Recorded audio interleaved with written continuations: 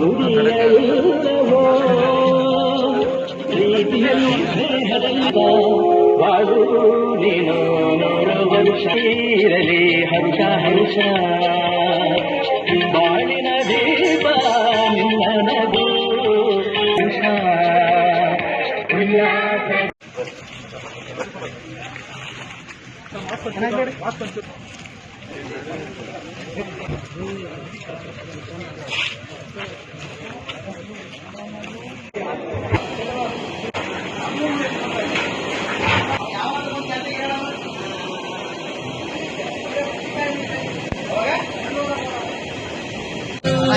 ಕೆಳಗಿಂದಲೇ ಕೊಟ್ಟು ವಿಶ್ ಮಾಡಬೇಕು, ಯಾರು ವೇದಿಕೆ ಮೇಲೆ ಹೋಗ್ಬಾರ್ದು.